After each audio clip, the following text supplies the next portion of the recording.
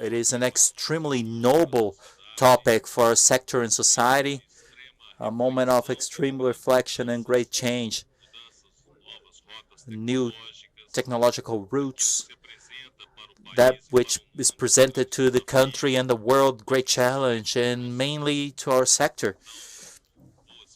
So welcome to our dear colleagues who are here present. I thank very much Pablo DC, great friend, great colleague. Rafael Chang by my side. Also, thank you very much for your presence, my dear Ricardo, uh, colleague from Nissan. Thank you for your presence here. Mario, thank you very much. Good luck to our dear friend Antonio Filosa, who's also joining us remotely. Our schedule will be for the next 1 hour and 30 minutes. We'll be having a talk by each one of our participants between 10 and 20 minutes.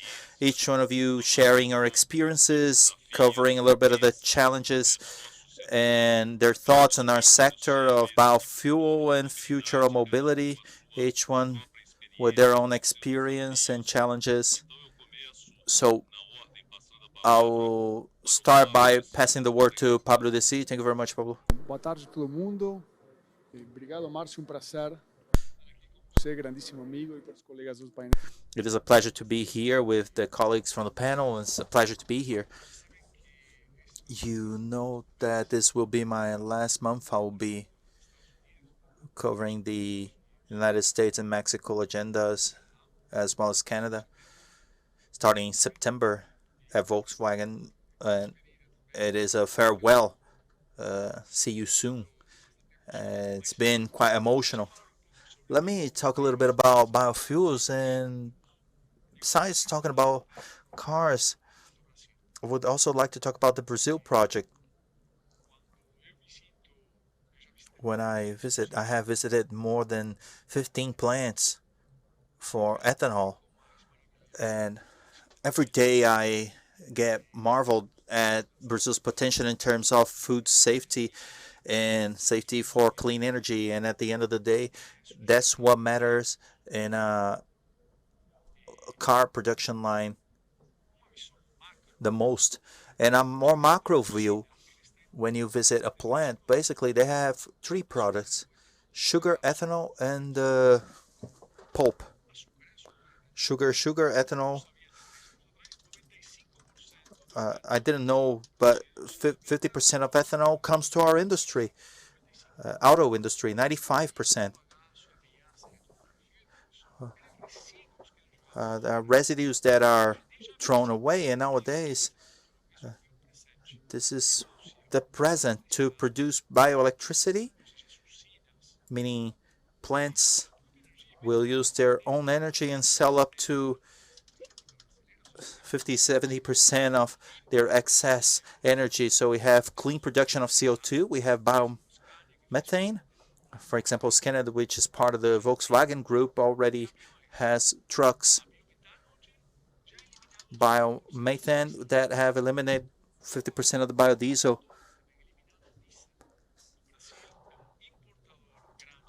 Brazil is a great importer of diesel. Besides the reduction of CO2, it has a safety for own energy, biomethane, bioethanol, and the third product is biogas. Volkswagen closed a partnership with Horizonte. They opened over 20 factories, and we purchased the first one starting in 2023. So we are replacing a gas-based fuel by bioethanol as well. And as Volkswagen will be eliminating 20 tons of CO2 per year in this process. So that's the third product. A fourth product from ethanol, the bagasse and Proteína. is the protein. Many plants produce animal protein and human protein.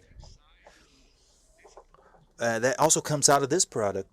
So when you look upon this whole virtuous ecosystem, we generate more than 20 million jobs in the car maker industry, providers, agribusiness, and ethanol. And the important in these plants is that these jobs are close in a 30-kilometer radius, not temporary work. It's a quality work, a work in which the father, uncle, grandfather, grandmother work in a sustainable way. In my vision, there are three pillars for any company to be successful. We have to reduce CO2 regardless on how we produce it. And ethanol reduces up to 80% of the gas price today. We don't have to electrify. We don't have to do anything. If everybody replace, we reduce 70% of the gas price. Second point is the social impact. In Volkswagen, the car industry is very little. The benefit we have for Brazil to collect the ecosystem as a whole, talking about the car maker industry, the ethanol industry, and all the products that are additional, is much bigger than talking about only one car maker brand. We have the synergy, we have a high social impact in which people get their good money with good work, and this is reflected upon the entirety of the economy. But you may be saying, okay, Pablo, so you'll be releasing electric cars in Brazil, you'll be going to the United States because they're accelerating the process of electric cars. And my vision is this. I think that each country must find their own formula. Yeah? Europe does not have ethanol. At least they don't have ethanol from sugarcane, so we cannot copy the European if the European cannot copy Brazil. The enemy is CO2, is not technology.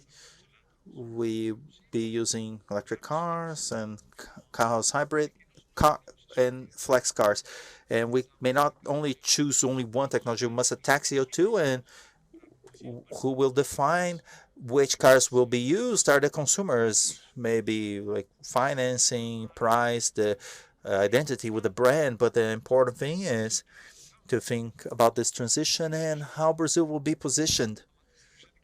The energy matrix in Brazil is one of the cleanest in the world. More than 75% of the Brazilian energy matrix is clean, with a very acute footprint in the water. So if we have more solar and eolic and ethanol and biofuels, day by day will be further diversified and less dependent on the world. So this is a journey that I believe will take decades, but it is important to make Brazil better. So it is important to me to think how will Volkswagen will be like in 10, 30 years time. They'll be playing football, sailing, maybe some other thing, Marcio. But it's important. We have three generations of Volkswagen, of families and parents and grandparents. I see that most companies have that. We must think and reflect upon this. And again, the final message are those three pillars, regardless of the business each one of you run.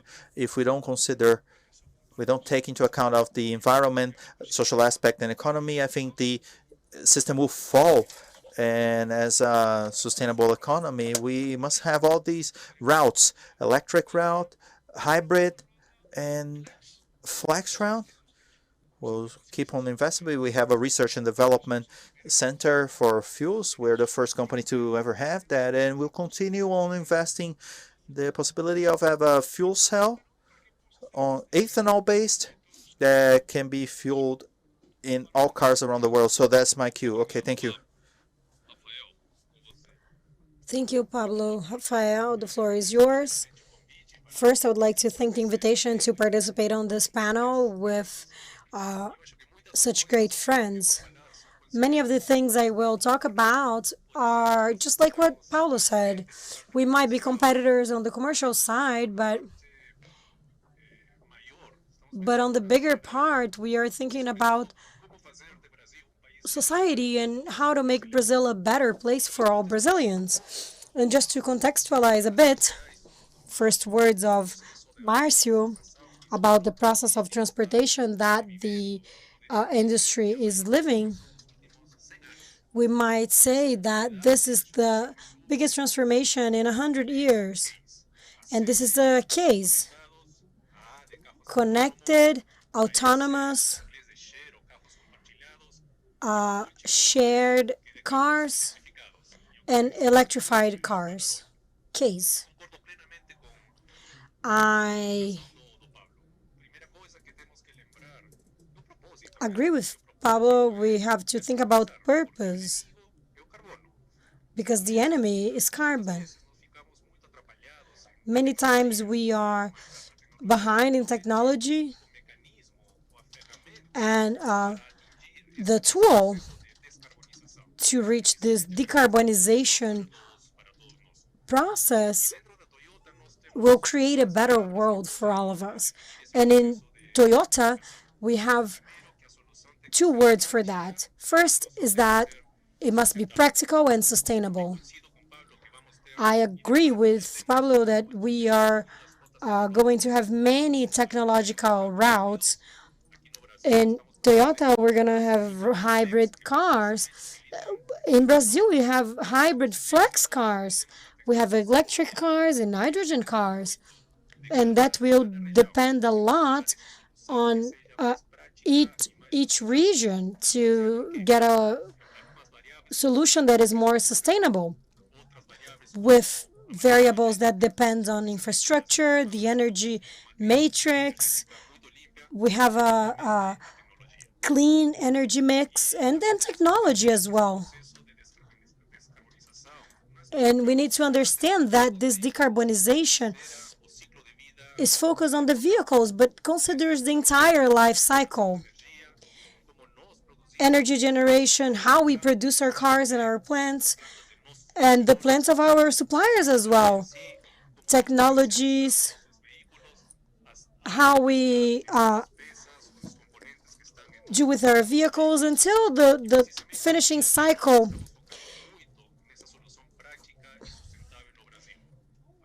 of this solution in Brazil, using ethanol, using clean fuel, generating lots of revenue and lots of jobs in Brazil. We've produced over 20,000 electrified vehicles, being 19 million of them hybrid.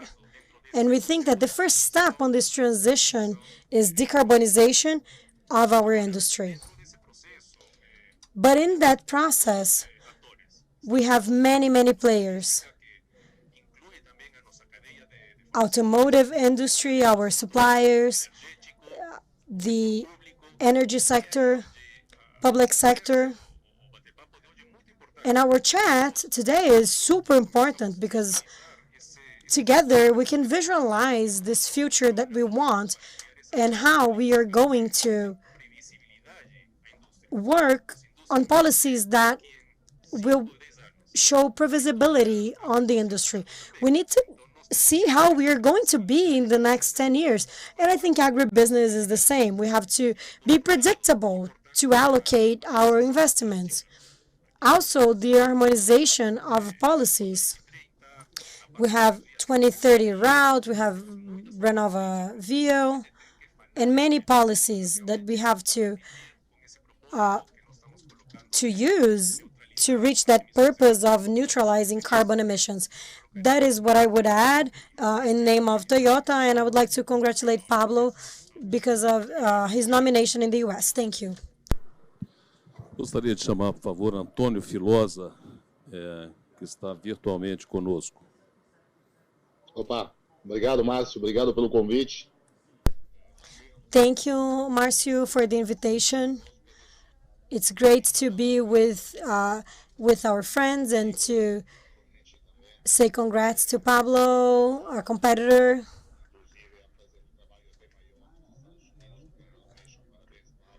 Pablo, you're doing a great work. You're going to do a great work in the U.S., and we're going to miss you. In our experience,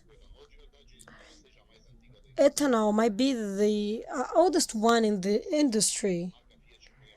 Fiat was the first one to have a patent for ethanol over 40 years ago with our Fiat 1947 propelled by ethanol. And we had many investments and many experiences. And we have the E4 motor. Our living with ethanol is a part of Brazilian economy, the agribusiness that produces ethanol. But what about for the future? This is a tripod. It's the market, the demand, industry, and third, environment. It's an order that might be inverted depending on the priorities. Combining ethanol with electrification is the future. Ethanol is almost as neutral as some high electrification solutions. And when combined with some level of electrification, it's neutral, considering the cycle, the entire cycle. Going on the second pillar, which is the demand, for the environment, the enemy is CO2. But here, the enemy is non-competitivity. Ethanol represents, among lots of technologies, the possibility to be more competitive that the Brazilian industry has to offer to the Brazilian consumer. Might be because of the value of the technology, because of the high availability, the capillarity that is already present. It wouldn't need any significant investments by the government. The demand is a pillar. The third one is the industry. They're going to have this technology just as others to face the necessary decarbonization and also the need of the localization of those technologies. That's what they're going to do. Locate the majority of the chain that promotes this technology, this combination of ethanol with electrical machines. Ethanol with other technologies, as mentioned, VHD, they are going to balance this tripod in an efficient way, in a competitive way, as neutralizing just as the other solutions. This is an amazing chance for the solution. It's a non-answer for a fundamental demand of the industry that Brazil has, and it's absolutely possible and feasible. So I can make my words, my own words, Pablo's and Rafael's words. Thank you. Thank you, Antonio. Now, Ricardo. Good afternoon, everyone. I would like to say thank you for the invitation, for being here on this event. And I think the benefits of ethanol have been mentioned by our friends. And I will talk a bit about the cell. And it's going to change depending on the infrastructure of each country. We're going to have a solution. It can be a hybrid vehicle or the ethanol cell.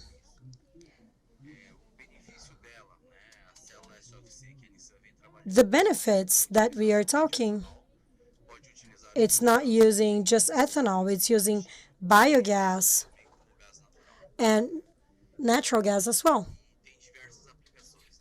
And we have many applications, not just vehicles. We talk about stationary for plants, and drones, and etc. Power grid. Pode ser os dois. We had a prototype, and Brazil has the infrastructure for electrification. We powered a gas station, and we did some tests in Brazil. Nissan capitalized that, took the vehicle back to Japan, and we started work with EPAN. We had an evolution in the vehicles. It used a big size. It used a big size, and we had reformulation, but now we are working again. This is the carbon neutral cycle.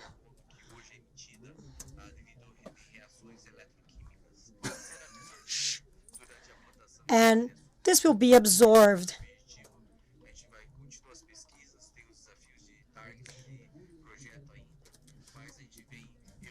We have the target challenges, and we are evolving for that. Thank you, Ricardo. This is an important reflection for our sector. This is one of the first times that an automotive sector is discussing not just home, but our debate for the future and the challenges involve sectors that are only seen as sectors that were competitors and far away from our reality to something that's very close to us. We are thinking that we're thinking in that jointly. We have partnerships with Sindipesas.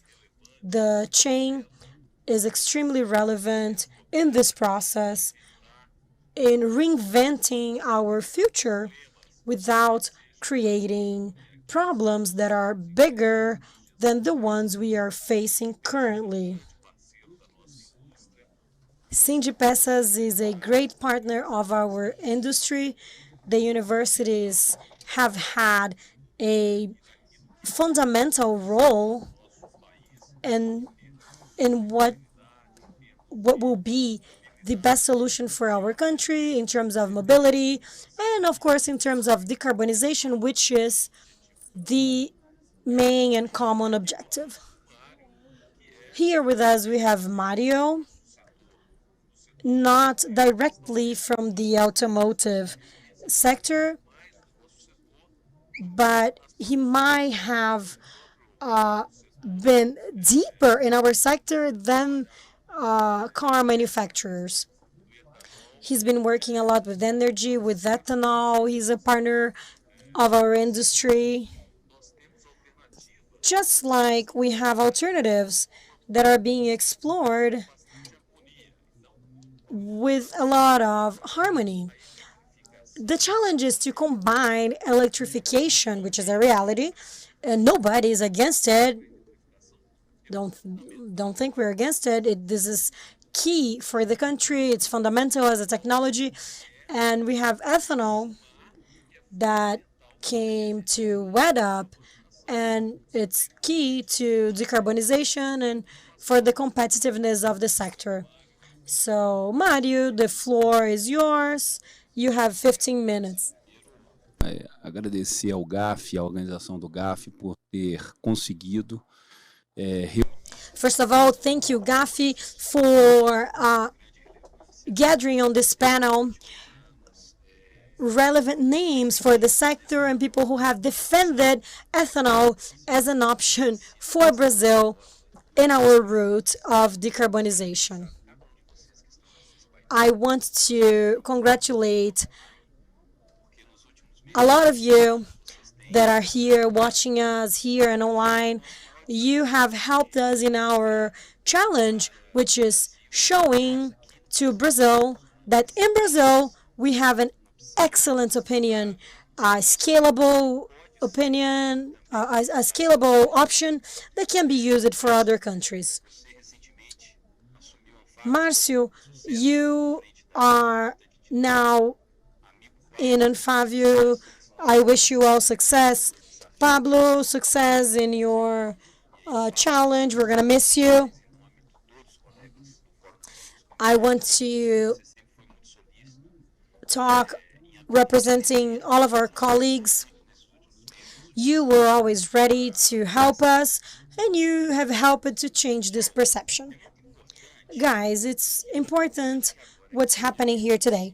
We are in an agribusiness event. Agro and energy are being discussed. This vital team for us. Pablo talked about this chain. It is integrated. The concept of circular economy is intrinsic. I'm not talking about only the energy sector. I'm talking about biodiesel and corn and etc. This possibility of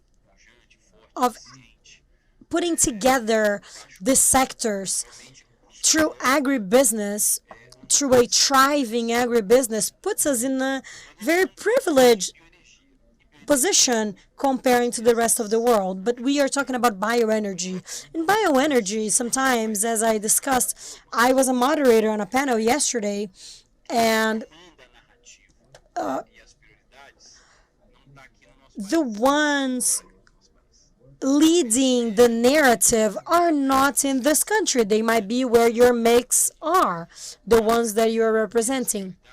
The narrative and the priorities and the certification processes are led by people from abroad. So the first challenge we have, and that you might have in this universe of 20 million Brazilians, 20 million Brazilians that depend on what we are mentioning.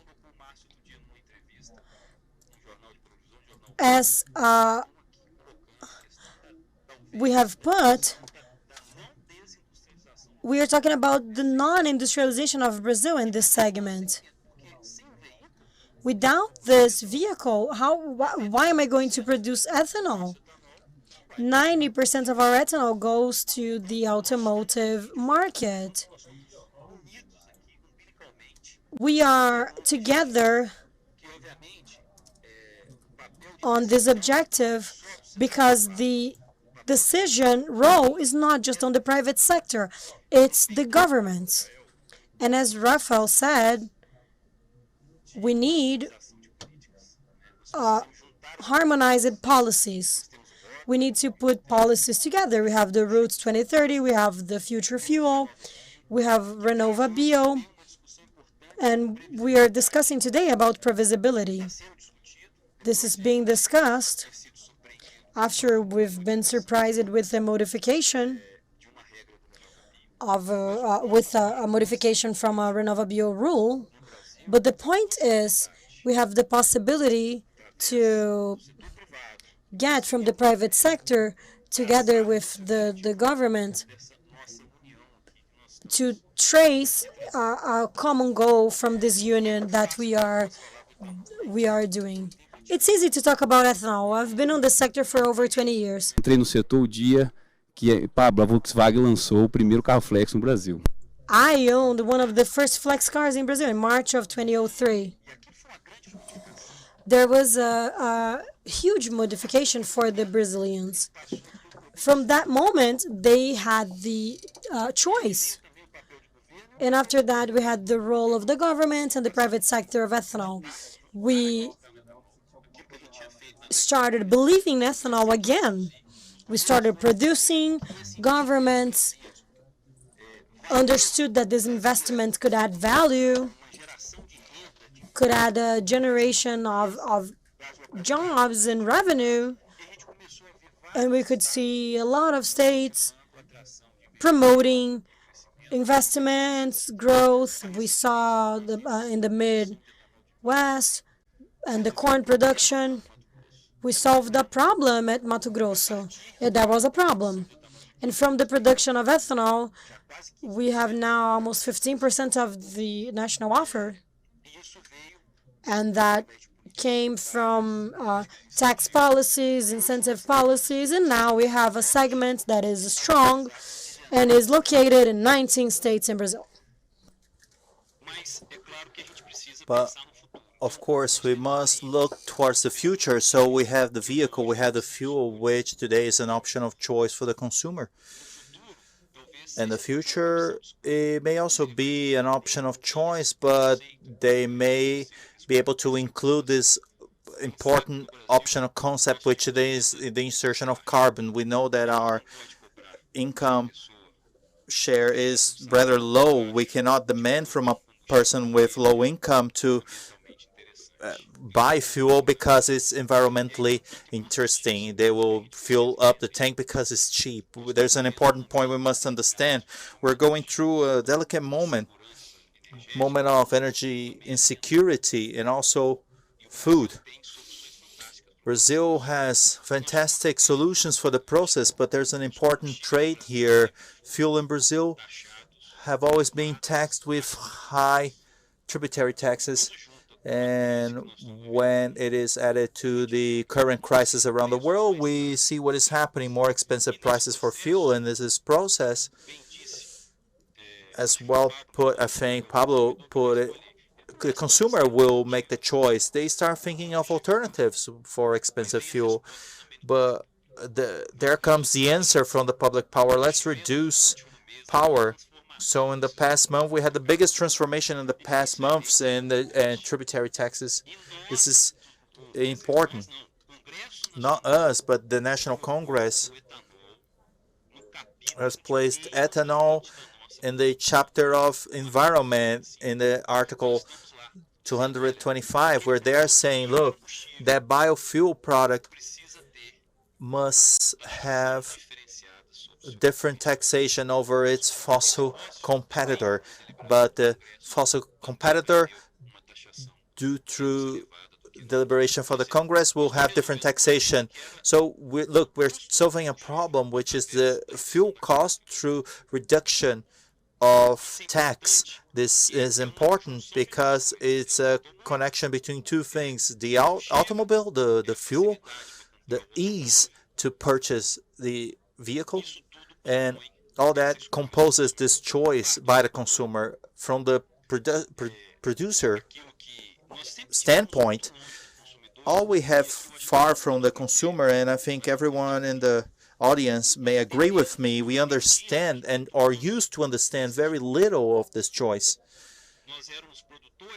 We were producers, we had the distributor, we had a gas station, you would produce the vehicles, you would establish your policies to sell vehicles, and things would just happen, we would sell. And today we have to feel bothered and must start to understand how the consumer will speak and decide. And Pablo has been saying this, it's not today, but it's been saying this throughout many events I've been joining him. It's important to understand what the consumer wants, and it's important to work on what the consumer wants. So, and we recently ran a research when we find, for instance, there are a lot of people in Brazil that they don't know their vehicle can be filled up with ethanol. They don't understand that ethanol is clean and renewable. So we have to feel bothered by this. It is our challenge that we must address and attack this problem. So to rewind a little bit to my first talk, we have a challenge as a country to defend bioenergy in the world. And that may not be imposed. This must be very well strategized and dialogued around the planet. This is the first point. We have a lot of things to show, and ethanol is one of them. And on the other hand, we have to have a challenge with our over 200 million Brazilians. We have this challenge of dialoguing with these 200 million Brazilians, maybe the older generation or younger generation, who also have their different preferences. So we do have to align efforts and think whenever we gather that we're defending a model based on Brazilian automotive industry and a model based on consumption of Brazilian ethanol. We're here defending 20 million Brazilians, meaning 20 million Brazilians are behind us in the whole chain, depending on these decisions. So it is very important that the decider, the public decider, and everybody understands this process and why we do have to propel this. So these are initial considerations I would place. I don't think I have exceeded time, so sorry for long remarks. Thank you very much. Well, we are here on the panel talking about biofuel and the future of mobility, but it is inevitable to touch on what has been moving the world around, and the dialogue and debates have been taking place much regarding electrification, which is BEV itself, meaning this is a reality that is presented around the world and also for the Brazilian market. It may be in smaller or bigger proportion.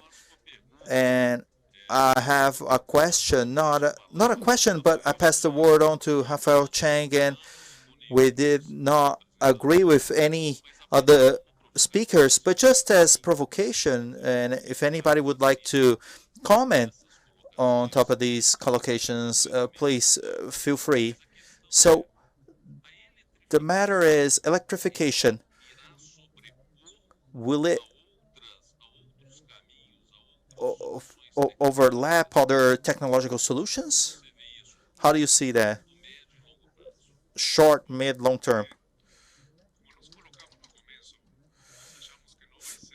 As we placed in the beginning, we don't think it'll be an only solution. One solution was better than the other. X is better than Y. It may be that at one given moment these technologies will coexist, and a lot of the variables will depend on energy mix and infrastructure. It may be a small city in which the recharge for infrastructure may be better for electric cars. That may be the case. But for instance, in continental dimensions, such as a country like Brazil, it may not be. It may be good for a city such as São Paulo, Curitiba, or Rio, but for the countryside, for instance, the recharge network may not be established. So the solution might be an ethanol-powered car, a hybrid car, for instance, which doesn't need all this infrastructure. So we believe that in a short, mid, long term, there will be a reset structure, energy mix, and as placed by consumers. And this balance, I think, it's also important. Going back to Mario's talk here, we may say that one technology is better than the other. No, but when it comes to agendas and social, environmental, and political, we can say environmental is better than social? I don't think so. And the balance we must find to establish this transformation that ultimately we have to do with the decarbonization of the planet, that has to do with the environment, but create a disruption in the social area. And socially, we're talking about employment and the industry. Any comments? Ethanol. Is it a short-term solution, a transitional solution, or do you see it as a continuous solution for the future? Whether Brazil can be still betting on ethanol? I think it depends, Marcos. I always talk about Volks.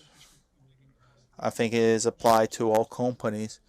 And 30, 40 years of the industry, technology would always come from our matrix house technology and structure. And it's the first time in history we're inverted.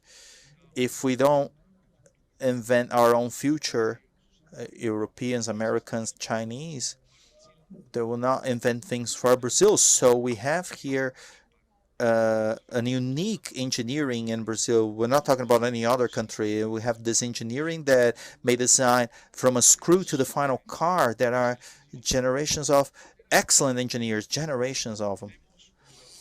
We have an industry for ethanol, which is fantastic. We need to put ethanol as an alternative, not only as an only source We need more sources, more solar sources, wind sources, and hydric sources, and more ethanol sources.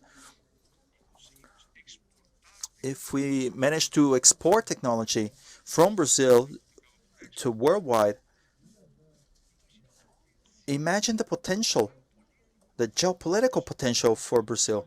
We know we export a little bit of oil and lots of diesel. If we manage to export ethanol, we'll be exporting raw material, knowledge, and added value.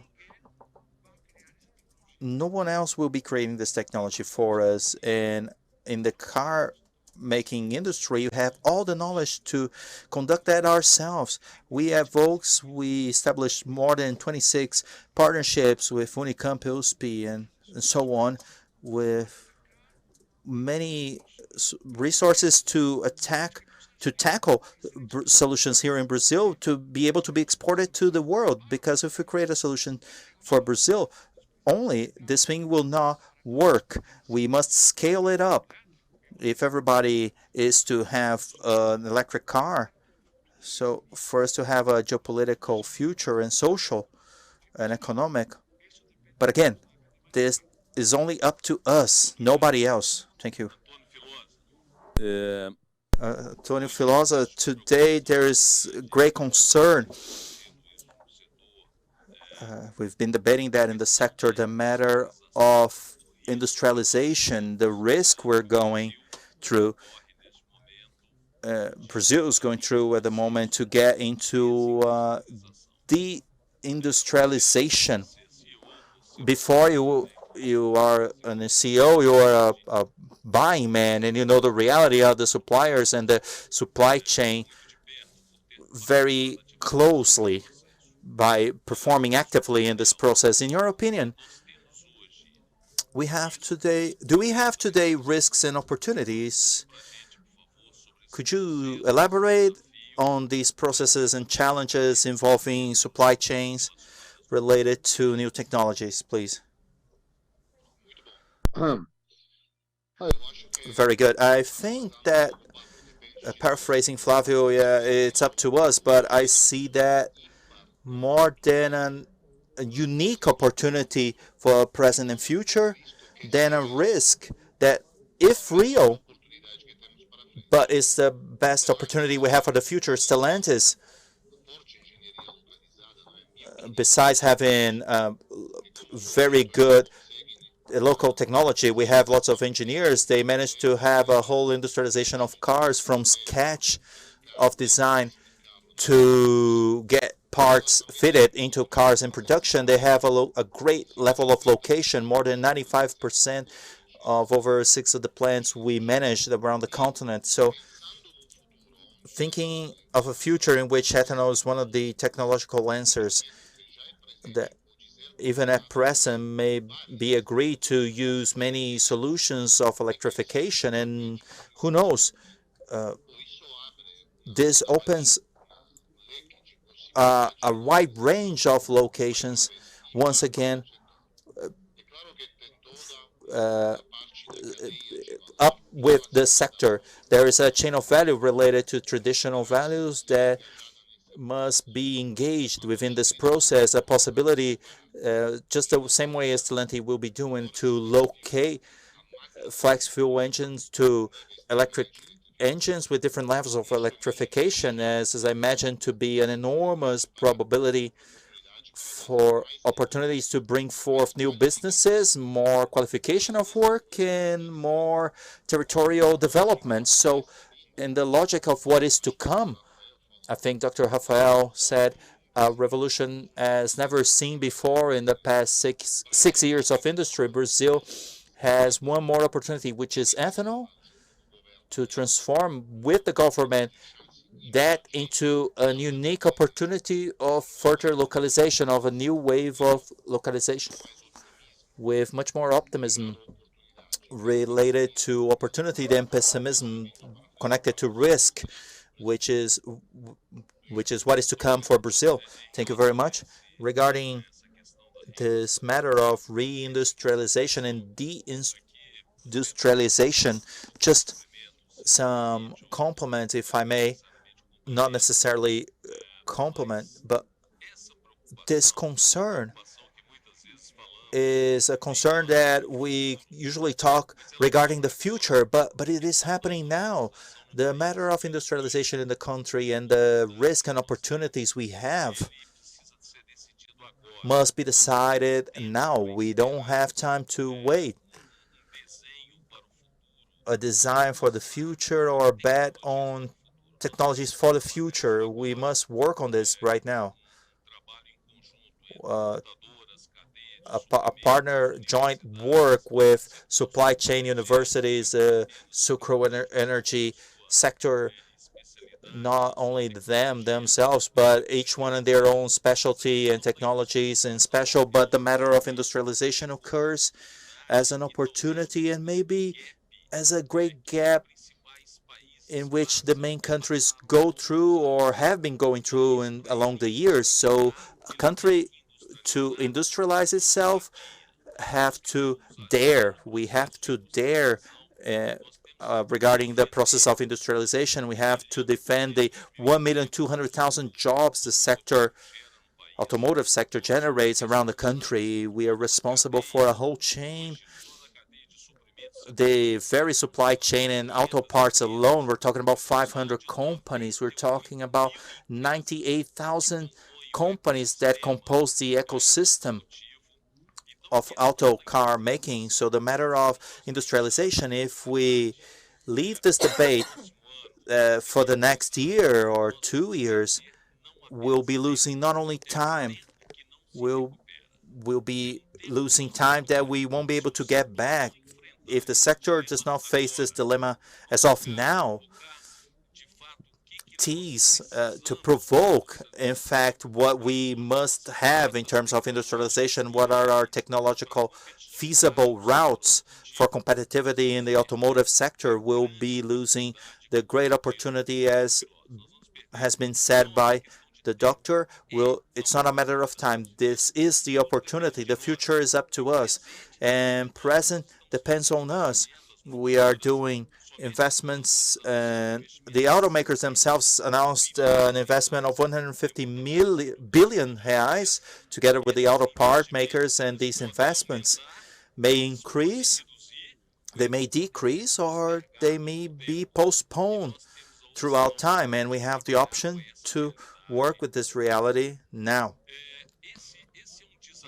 This is a challenge the sector has when it comes to industrialization, to transform the diversity of programs we have into something that is factual and allows for industrialization. So we have the Rota 2030, we have the fuel of the future, we have the Renova Bill, many programs, the matter of emissions and technologies. We have a series of programs that end up influencing directly the choice between investments in Brazil and investments abroad.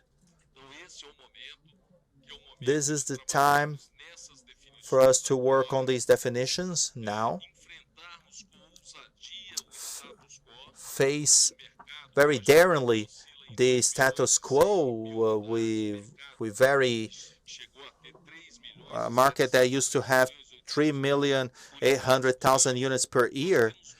We have a great challenge, which is to transform this future into a reality, and a reality that is feasible for the consumer. Another question I pass on to Ricardo, a question that was asked before our event: when fuel cell will be a reality in the Brazilian reality, and or whether in fact it will be a reality. Yeah.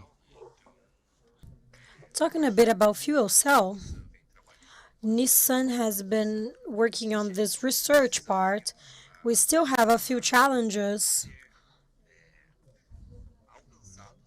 to be met so we can do all the targeting part with the vehicle. We have to have a better balance.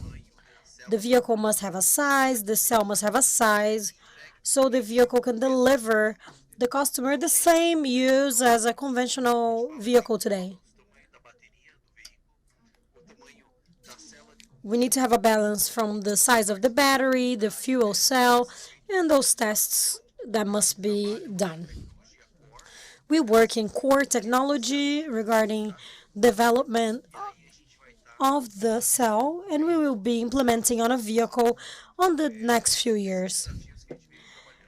On those challenges that we are working, we are reforming externally. That left the cell very, very big, so it's now going to an internal reform with the cell being more compact and cheaper as well. We now have materials as metal support. The first generation used ceramic cells, it was fragile. And this metal supports technology gives you a technology that will provide more durability, talking about the driving ways. We are advancing with this technology, and we are going to finish to be implementing soon. Thank you, Ricardo. Mario, a question for you now. How do you see Renova Bio and the future fuel? I want you to talk a bit about Renova Bio and fuel of the future. Renova Bio is an inflection point. We have Dr. Plinio Nastari and many, many people. We had a problem because we knew there was a new and renewable product, but it wasn't auditable, certified. There wasn't a program saying if it was clean. And that's why it was important to think about the life cycle. It is important that politics and all the policies understand that. From Proconvi, from Rota, from Renova Bio. Renova Bio was an inflection point for us because first, it differentiates the companies. They're not the same. We produce ethanol, they're all the same. But from that point on, we start intensifying benchmark, how we are going to do things more efficiently with a smaller footprint, and then we are going to have the biomethane program to intensify the diesel usage, and as an indication coming from the Renova program. It's important to understand our process, where the emissions are, and reach a better climate market. And now we have a climate incentive. And through ICBio, we have an economic incentive to increase production that brought previsibility of 10 years with the aims. And this year, we saw the prices increase at CBO. I don't know if I'm not judging if it increased too much or too little, but on the 3rd years, pricing was interesting. And on this confusion on tributes, there was an additional for ethanol and the producers. We saw that as an incentive. We saw the increase in production and then the increase in price. That is why I'm saying we need to keep the previsibility of the program. Yearly aim is an yearly aim. It's not an aim for 2 years. If it's for every 2 years, then we gotta change the law, we're gonna change the name, but we must have real aims. And then every year, we are going to be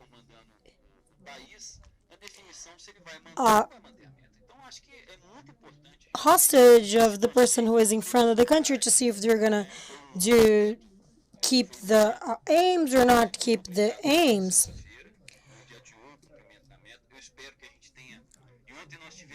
I hope we are going to have the opportunity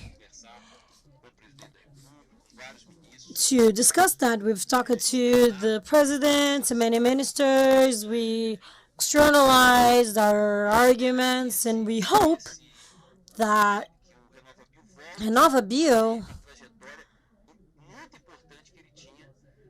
gets back on the track like last week.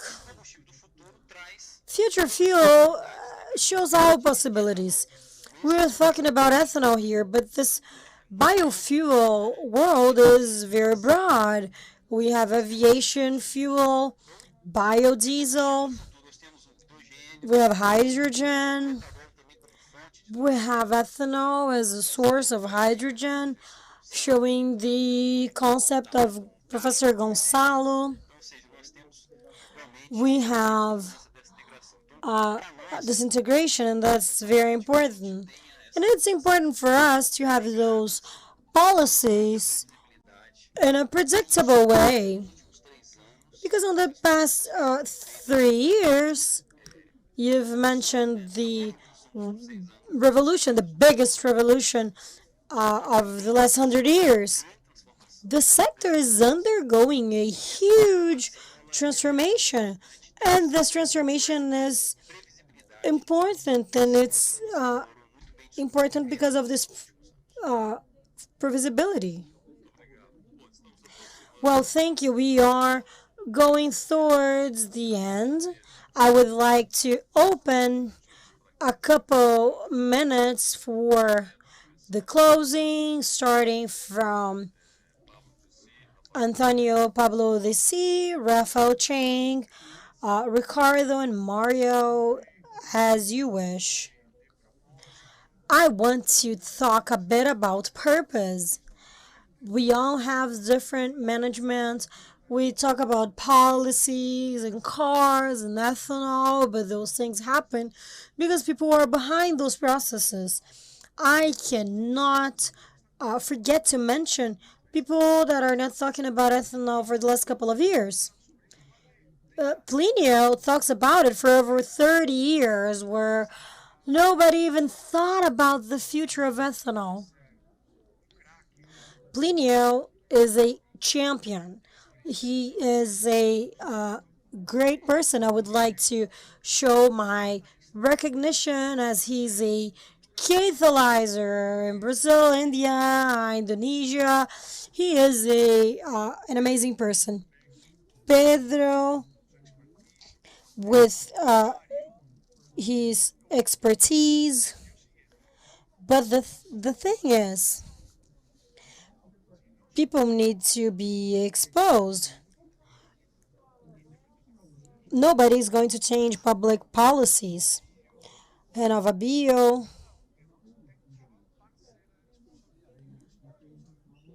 and whose responsibility is this? Ours.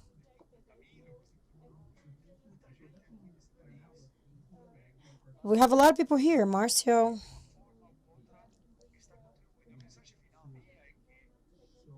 My final thoughts here is that with all those good players, we are working well, integrated.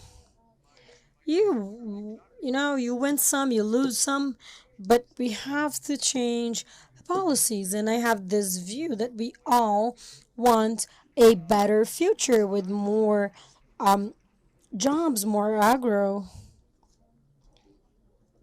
And who does that? That's us. I'm going to make Marcio's words mine.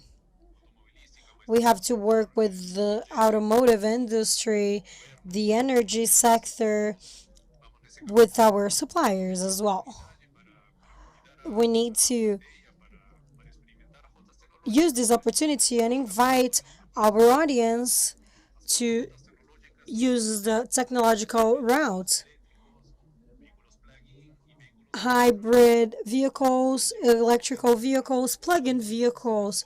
And I'm not talking about Toyota, I'm talking about the routes the industry has. And it's important for all players to understand the advantages, but also the challenges that these technologies will present. And then understand the Brazilian technology and then understand the best route to find the best way to develop Brazil and provide a better country for everyone. Antonio, yeah, thank you. I think as companies in the sector, we have a fundamental role. We have a key role for CO2, a key social role, and the qualification of work. We are talking about government sectors and companies where we can bring to Brazil what's being mentioned as a single opportunity for industrialization. As you said, Marcio, the decisions must be taken quickly and they must be certain. We must listen to all players and we must listen to everyone involved. But if this is done correctly, we have an opportunity to bring technology, to develop new technology, and to bring providers that are out of the country, to have positive investments in all territories, to develop to develop the ecosystem, generate over 1 million jobs, several companies, colleges, and research institutes. If all of us, in an integrated way, if we're going to create that, and we create that, certainly the correct decisions will be taken for Brazil. Thank you. Thank you, Antonio. Concluding, Nissan really believes in ethanol and electrification through ethanol. With this objective, we are being partners with Brazil and being partners to universities, and we are going to use Brazil's ethanol next year. The objective is to use second generation in a plant in Japan to provide part of the technology with a stationary system. So all of that due to the benefit of ethanol. We are looking for the zero carbon cycle, and we're looking into technologies to be able to apply that.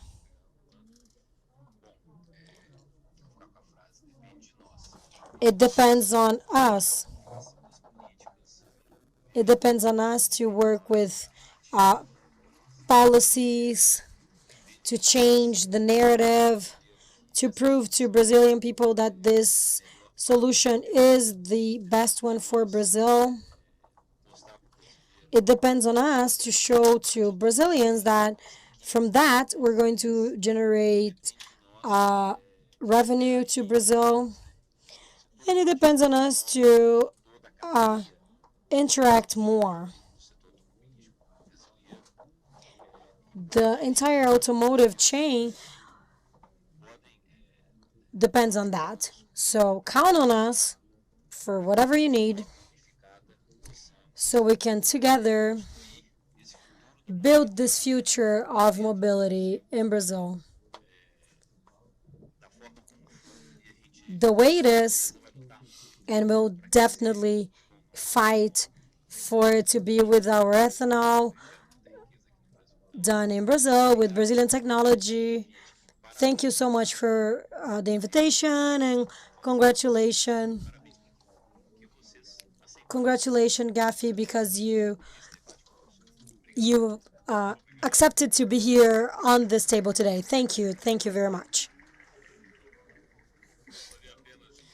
I would like to wrap up reminding you that on our panel, I missed my friends from Pesado.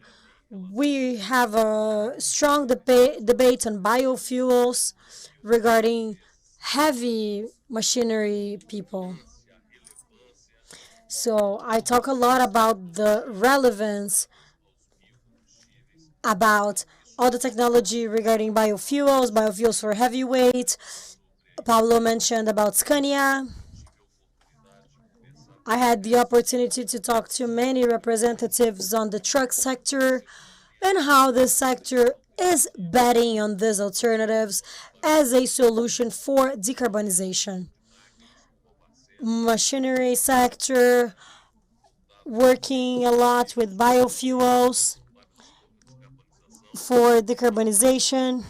So our debate is much broader, and we will certainly have opportunities to go back into that theme many, many times. So to wrap up, a sentence from a Brazilian poet, a very famous sentence in Portuguese. The difference from pessimists and optimists is that pessimists suffer before, and we are optimists. We believe that we are on the path for a country with less carbon and industrialization and generation of jobs. Thank you.